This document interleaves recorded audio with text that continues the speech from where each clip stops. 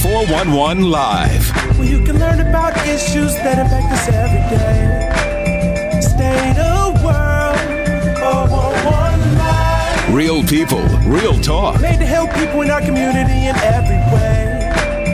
For your girl, 411 Live. I am a big fan of classic black and white movies, and I was watching one the other day. It was about a husband who was trying to make his wife think that she was losing her mind. He would hide things from her, and then she would be looking for them and saying, I don't know where I put it. And he's like, I don't know either. Where did you put it? And then it would turn up. She would find it, but in a place that she never remembered putting it. And so she would question herself. And he would say, seems like you have a problem. He was helping her think that she was losing her mind, which she did. This movie was called Gaslight. Hello, everybody. I'm Beverly Taylor, and this is the 411 Live. Real people, real talk. There is a reason that I bring up that movie, because today we are talking about racial gaslighting. Joining me today are two guests, Seattle University Associate Professor Angelique Davis. She's also a professor of political science and African American studies, and also Rose Ernst, who is a former associate professor of political science at Seattle U, and she's coming to us from England. So thank you both for joining me. Thank you for having us. You. Absolutely. Okay. So talking about gaslighting, and you guys have done an extensive research on this, and you also are the authors of an award-winning article called Racial Gaslighting. And you also do webinars and workshops on racial gaslighting for organizations, corporations, nonprofits. So you know a lot about this subject. First of all, did you coin the phrase racial gaslighting? We are the first ones to develop the concept. So when we published the article in 2017, it hadn't become part of the common usage like it has now. Right. So we really are the first ones to really develop the concept. I really like it. Now, I'm thinking it's similar to what I saw in the movie of Gaslight, meaning that the oppressor is trying to manipulate the targeted person into questioning their judgment, their perception. Is that, kind of the definition of racial gaslighting, or it just kind of goes a little further than that? Yeah, it absolutely is. It's part of that, and then it goes a little bit further in describing a process to sustain white supremacy over time, which is how Angelique and I first got interested in understanding it with our political science backgrounds. We actually were interested in how the Supreme Court was a part of maintaining white supremacy over time. And so, this process of sort of gaslighting someone and making them doubt their own perceptions and lived experience in order to maintain power and the status quo is the process of racial gaslighting. When I think about gaslighting, racial gaslighting, I think of it almost like a psychological abuse. I think it can be because, people can say, a little bit about this. It's almost like pecking at somebody. You say a little something here, and then you say a little something there. You say a little something there. And it doesn't resonate sometimes with people. But after a while, they start to question some of the things that they held. Is that kind of the process or no? Rose, do you want to take that one?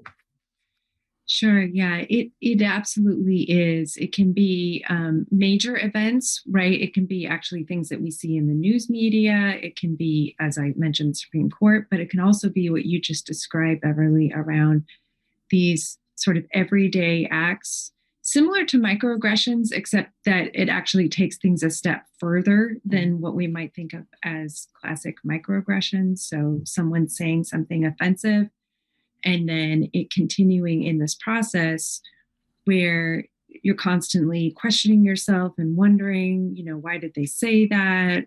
Why do I feel this way? Should I feel this way? Those sorts of things, right? If you're the target of the gaslighting, which is both intentional and unintentional, but the impact, right, is what matters. Yeah. Okay. So people listening going, okay, I kind of get what you're saying. Let's give them some examples or some scenarios. Rose, you kind of tapped into that in your answer there. Some examples of racial gaslighting that people might hear or see. Yeah, so I can give some examples that I think a lot of particularly people of color, right, as targets of racial gaslighting can relate to. So, for example, think of the trope of the angry Black woman, for example, right? And say you're in your workplace, someone has consistently been doing things that are racially insensitive or just flat out racist, right? And like you said, it's that slow, right, drip over time. And then, right, you get upset as a Black woman and you express your anger or your frustration or disappointment, whatever it is. And the response being, oh, you're too sensitive. Or, if you just calm down and we could have a rational conversation, right? When you have every reason and it's very rational for you to be upset about this. So that would be an example of gaslighting, right? That I think a lot of people can relate to. Right. And then there is the part where reading some of the things that you guys have written and articles that have been written about you, when a group of people is blamed for something and not the thing that they are, protesting or looking at the societal problem. So instead of focusing on the societal problem, they focus on how this group protested or how this group was trying to express themselves about that societal problem. Does that make sense? Absolutely. I think, so for example, one of the things that has come up quite a bit recently is surrounding, say, the uprisings and Black Lives Matter protests, right?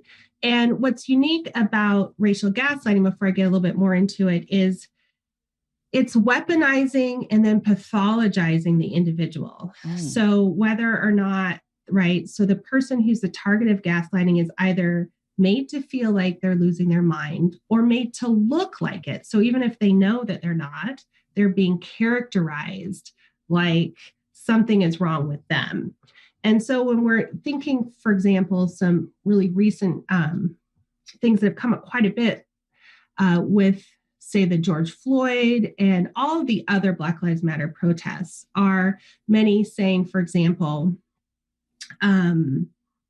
we understand why you're protesting, but the way you're going about it is all wrong, right? If we just sat down and went through the proper political channels and all these things, everything would be resolved.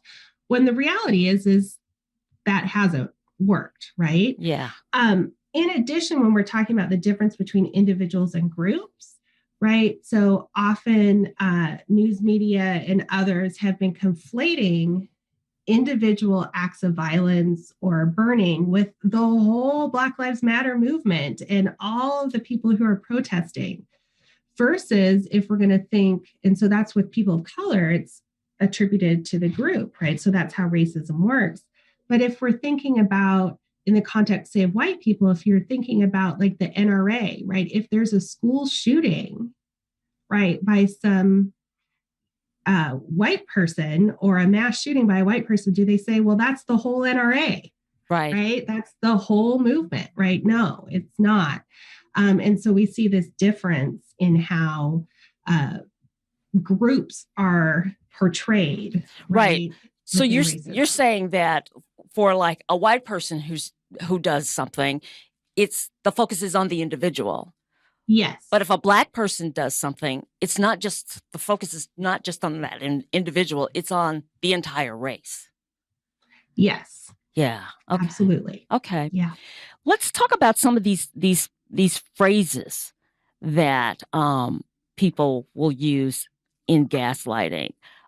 One comes to mind is for somebody to say something racist and then say, "I was just joking."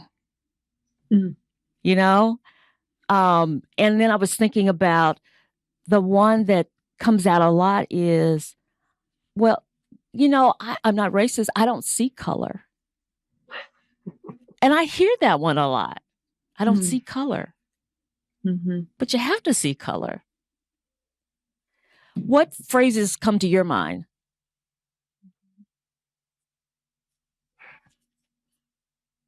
Am I putting you on the spot? There's so many. If Rose wanted to You go. want me to oh, there's just, yeah. I mean, what you just mentioned, Beverly, as, classic so-called colorblind racism, right? Like I don't see race, right? You already mentioned, I agree with your message, right? But I don't agree with the way that you're doing that. That's classic tone policing, right? Another thing could be saying something like, "Oh, you're exaggerating. It's not so bad," right? Right. And that would be sort of a trivializing or minimizing of a situation, right, in order to dismiss it, right? And a classic one would be like, "I'm just trying to help," right?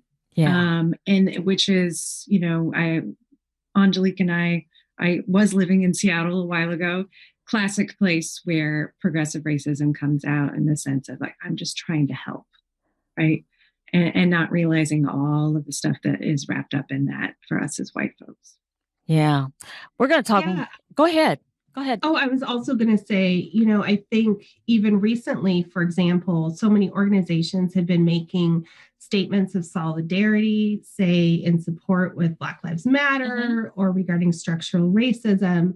But then often their own employees are miserable, right? Their own employees of color are miserable. And, you'll see responses, and I've been talking to people around the country, they'll, for example, bring up in their workplace, well, they've made this statement, they must be open to this. So start talking about things that they've noticed, but that aren't acknowledged. And I'm so sorry for this puppy in the background. That's okay. But, let's introduce it. It's Zoe, right? Yeah. Okay. That's the Zoe the puppy. So we know. Okay, go ahead. Sorry, everyone. But what'll happen is then people will say, well, we have these problems in our workplace. And another way of gaslighting is also withholding or what we could call forgetting with air quotes or willful ignorance, meaning that, oh, we have a problem here. Right. So let's form a committee or let's do an additional study and let's form a committee and put you on it. And then you can lead the work to figure it out. Right. Do you see that's also a form because, right, it's very obvious that there's problems. Often there's overwhelming evidence, but instead of taking action, right there again, we need to study this further. We need to understand this further. We're going to make a committee and we're going to have you as the person of color head the committee or be on the committee and do this unpaid labor that isn't part of your job description to help sort this out for us. Yep. I see that. Black people who might be listening to this podcast right now, do you think they're thinking, wonder have I been gaslighted, racially gaslighted? Or do you think they're thinking, oh yeah, this has happened to me. I just didn't have a phrase or a name to call it. I think every person of color, and particularly Black people, can relate. And, either you know exactly what it is, right? But you just didn't have, like you said, the words, or you just knew something was wrong, right? So whether you knew specifically what it is or not. So I think this is something that we've all experienced, but what we've tried to do is name it so that you can identify what it is, decide, right? how you want to respond, or if you even want to respond. Sometimes you don't want to respond, and move on, right? Instead of getting tied up in all of the diversion that happens, these diversionary tactics of gaslighting that take you away from the work you're trying to do, say the objectives, social justice, or otherwise that you're trying to meet. Yeah, absolutely. We're going to take a break. And when we come back, I am going to disclose a situation that I experienced that I think maybe it resonates with gaslighting. And we're going to talk about, well, just a multitude of questions or topics. So stay with us. We'll be right back. This is an interesting conversation. I know what you're thinking. I need a job. I need a new career. Well, I've been there. I've been there. I've been there. I wasn't happy with what I was doing. After high school, I didn't have a plan. I just wanted to start working. I got laid off twice, but you gotta keep going. You just need the right skills. Find an apprenticeship. I found a 2-year IT program. I found a medical course online. I'm now a consultant in the tech space. You have more options than you think. You can do this. You will find something. You will find something new. Show some respect. Show you give a damn. Show the world how it's done. Show them that when your community needed you the most, you showed up.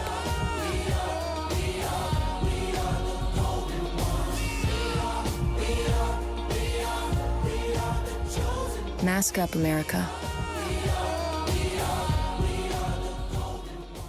Welcome back. My guests are Angelique Davis and Ernst, and we're talking about racial gaslighting. Let me tell you about a story something that I experienced. A colleague was doing his genealogy and doing a lot of research, and he came to me very giddy, very happy, and showed me a document, and I looked at it, and it was a document that chronicled the property that one of his ancestors owned. And it had, the number of horses, cows, and then it had slaves. And this ancestor owned several slaves. And he was just like, look, and he was just happy and giddy. And I just froze because I'm looking at this and I'm thinking, I can't be happy. I can't share that enthusiasm. And I think after a while, he looked at my face and kind of saw my demeanor and then was like, well, this is how it was back then. People owned slaves and that's the times that it was. And that's the way it was. I couldn't really respond to him. And I couldn't shake it. Like the next day I was thinking about that whole encounter and I found myself trying to give him excuses. I know that this person would not intentionally try to hurt me. He was insensitive, but he didn't realize it, that kind of thing. But his response, if he saw my demeanor, he didn't say, yeah, I know this is a sticky kind of subject, but this is what I found. He didn't say that. It was just like, this is the way it was. And I'm wondering, was that a form of gaslighting? Could I have labeled that? What do you guys think? Angelique, I'll go ahead and take it for a second. Okay. Yeah, I'm so sorry it happened to you. And it's a classic example of racial gaslighting. As Angelique mentioned earlier, this tactic of withholding, where his response was this feigned ignorance about history and what the meaning of enslavement actually means and what it means for you and for him, right, in that relationship. And in addition to that, he was just in the initial encounter, what he was doing was trivializing, right, the history of enslavement. And so those are both two tactics. And I'm sure there's even more we could tease out there that was a part of it, as well as his emotional affect, right, toward you initially, this giddiness, which has been sticking with me since you told me this story. And that in itself, right? Like the expectation that you would share this giddiness and this happiness somehow around this discovery, right? Clearly, like that in of itself, right, is this power play that sort of, as you said, sort of knocks you off your feet, and to this day is something that you're still processing, which is part of the energy drain of gaslighting. Right. I'm sure Angelique has a lot more to add. Well, and what I want to add to that is, when just like racism, right? There is intentional racism, but most racism is not intentional. It's part of the structure, right? It's part of our society. A lot of people, as we know, want to say racism and think of the KKK, but right, it's these everyday encounters that we have. And so, whether it's intentional or not, right, it still is racism, right? And so that was still impacting you in that way. And I think that's part of what makes it really challenging. And there's so many different ways in which people will gaslight, again, whether intentional or unintentional. So like you're talking about here, there's trivializing. There could be diverting attention, right? Like I was saying earlier, like forgetting or willful ignorance, right? They don't want to make a difficult decision. Many other ways, right, that can be done. And we go into depth about this in our webinars and trainings, where we like to say it's not your traditional diversity training, in that we really like to call this anti-racism training, and that we're teaching you a skill to not only be able to recognize, but also to respond to it. And so I like to tell a lot of people, like what you were talking about, that, myself, I, in many ways, I would like to say recovering gaslightee, in that, walk away. I think a lot of people of color can relate. Like, did they really just say that to me? Or wait, did I hear that? Right. And then you go and you spend days ruminating about it, or conversing with friends and family or close colleagues and trying to figure out, how should I respond? All of this. And it's such a drain of your energy, right? From what it is that either you're wanting to accomplish or trying to accomplish, right? It's such a diversion. And so, our hope with this work is that it really helps people to name it and then to decide how they want to move forward. So instead of being stuck in this, am I perceiving this correctly? Right. It's like in your situation, oh, he's gaslighting me. Okay. And then you may decide that you want to respond, or you may not, right? Because as people of color, we know if we raise something that's racist with someone who's white, often that can take so much energy to try to unpack with them why it was racist, and often try to help them feel better about how they're not racist, right? And so sometimes we may choose to respond certain ways, but other times, right, we're going to, as many of us say, pick our battles, right? And save our energy, because there's other things that are really more important to us in the moment. Absolutely. We talked about this a little bit, the different reaction, how gaslighting, for, use the example of a shooting where it's targeted the individual, and with a Black person involved, it looks at the entire group. But in that same vein, Rose, I want to ask you, a white person can be racially gaslighted, right? Yeah, I'll try to keep this story short. Angelique and I discussed this when we were writing the article, and because of white supremacy, I thought white people couldn't actually be targets of racial gaslighting, right? Because we are the ones who benefit from it. And she said, no, it's absolutely possible, specifically if white people are engaging in anti-racist action, right? And that's the key point here. So in this case, what can happen is if white folks speak up, let's say there is a meeting where racial gaslighting is targeting folks of color, and they say, hold on a minute, wait just a second. Racial gaslighting can occur for them. The consequences of it are very different. Sometimes they'll be punished, sometimes they'll be co-opted, and sometimes they'll be praised. But the purpose is really to keep them isolated and keep them contained from doing any more activity. And the other thing is that they're portrayed as crazy individuals, which goes back to our earlier discussion about the NRA shooting, right? And how white people are seen as individuals. And so any actions they take will just be seen as them taking an action. Whereas in the case of racial gaslighting against BIPOC folks of color, right, it's going to actually affect the whole group. Gotcha. As well as the individual. Gotcha. Yeah. You know, I'm really glad that we're doing this topic because, you know, the racial gaslighting, like Angelique, I think you've already said, but being able to name it like that, and then decide how you want to respond to it, but being able to recognize it and say, oh, okay, well, that's gaslighting. That makes it easier. I think if I had that tool with that incident and I could have said, oh, that's gaslighting. That's not about me. I could have handled it better.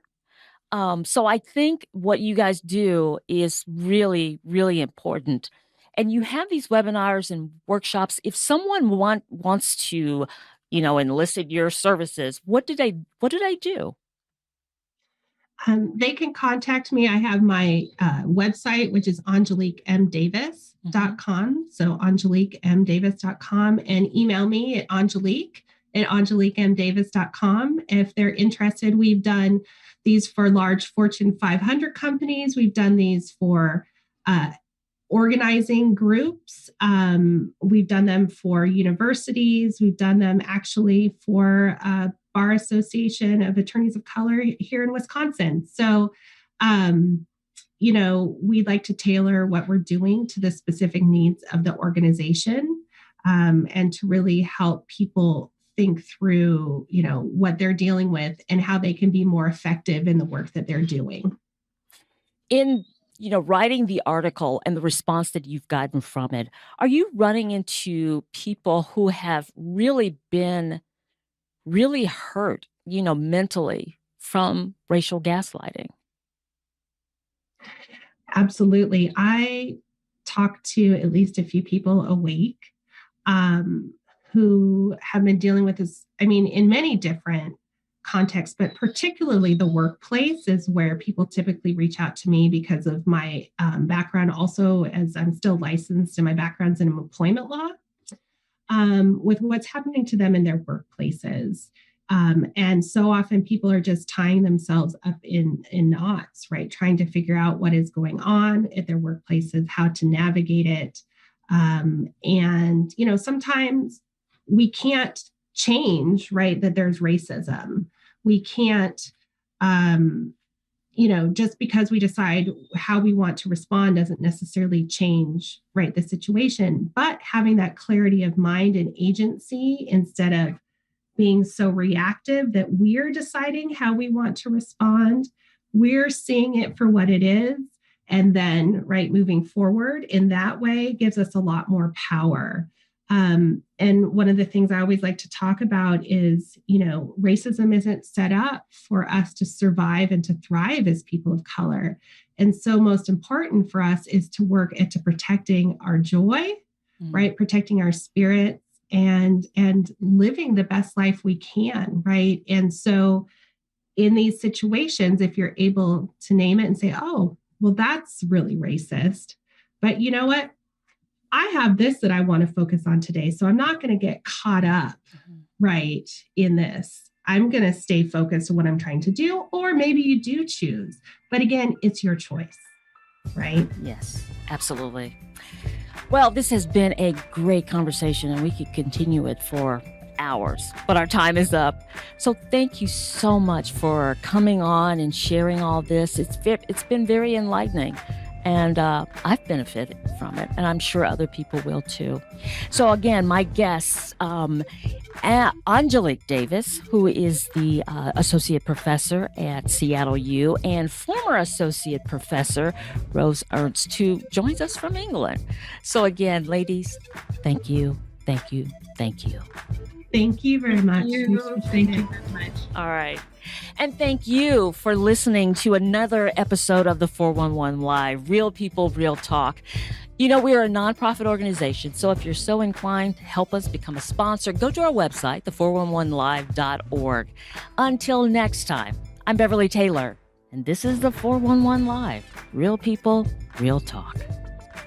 If you would like to check out past episodes, there are many ways. Go to your favorite podcast platform. Follow us on Twitter and Instagram. Like and watch us on Facebook. Watch and subscribe to our YouTube channel. And if you have suggestions for future episodes, go to our website, the411live.org.